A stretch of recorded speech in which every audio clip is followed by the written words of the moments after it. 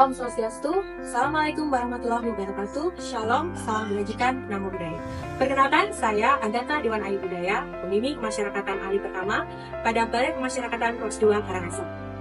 Saat ini saya sedang mengikuti Diklat Teknik Pemasyarakatan, Asesmen Resiko dan Klasifikasi Warga Binaan Pemasyarakatan Angkatan 2 tahun 2024. Melalui video ini, saya ingin menyajikan simulasi praktek asesmen risiko dan kebutuhan salah satu anak didik pemasyarakatan pada Lembaga Pembinaan Khusus Anak Kelas 2 Karangasem. Mau tahu proses selanjutnya?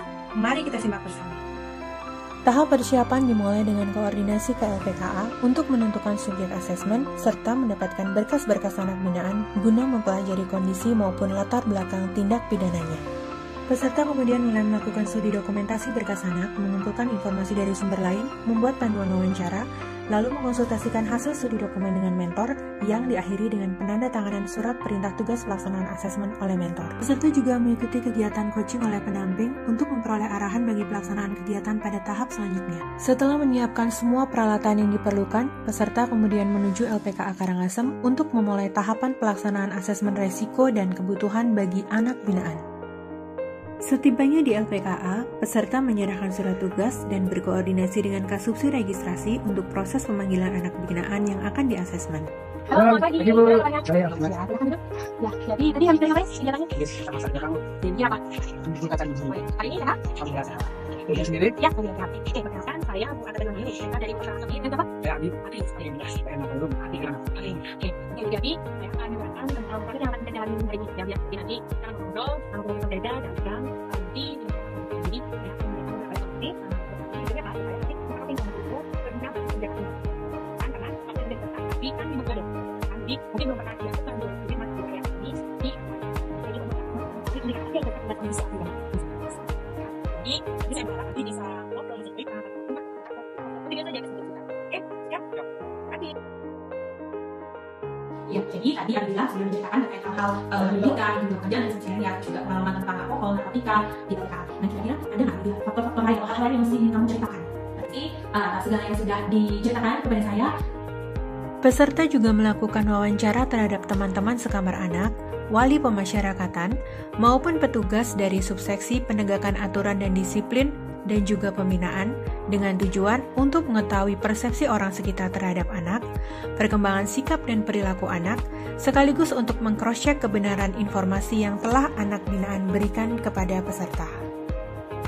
Dalam upaya mengumpulkan data yang memadai, peserta juga menggunakan metode observasi, yaitu melakukan pengamatan langsung terhadap aktivitas keseharian maupun kegiatan pembinaan yang diikuti anak.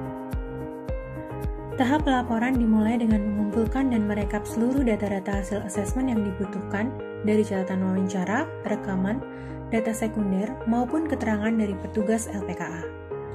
Kemudian melengkapi skor penilaian dalam lembar penilaian asesmen RRI kriminogenik anak sambil memeriksa ulang untuk memastikan semua item sudah dinilai. Dilanjutkan dengan melakukan penilaian akhir dan mengidentifikasi klasifikasi tingkat resiko dan kebutuhan anak binaan pemasyarakatan sebagai dasar untuk menyusun case plan dan rancangan intervensi berdasarkan hasil asesmen. Apabila rancangan intervensi berdasarkan hasil asesmen benar-benar dapat diterapkan, maka hasil nyata tentunya dapat dirasakan oleh anak binaan. Seperti yang telah dilakukan oleh LPKA kelas 2 Karangasem, yaitu dengan menyelenggarakan pembinaan kemandirian berupa pelatihan keterampilan perbengkelan bekerja sama dengan Balai Latihan Kerja Kabupaten Karangasem sesuai dengan rekomendasi intervensi berdasarkan bakat dan minat anak yang telah dituangkan dalam case plan oleh peserta. Langkah terakhir yang dilakukan dalam tahap ini adalah menyusun laporan hasil pelaksanaan asesmen resiko dan kebutuhan anak dalam bentuk rancangan tindak lanjut, kemudian mengkonsultasikan hal tersebut dengan mentor. Laporan RTL inilah yang kemudian akan dipresentasikan oleh masing-masing peserta dalam seminar sebagai bagian akhir dalam penilaian pelatihan sebelum peserta dapat dinyatakan lulus oleh tim penilai pelatihan. Demikianlah simulasi praktek asesmen risiko kebutuhan pada anak binaan pemasyarakatan. Semoga dapat bermanfaat. Sampai jumpa pada kesempatan selanjutnya.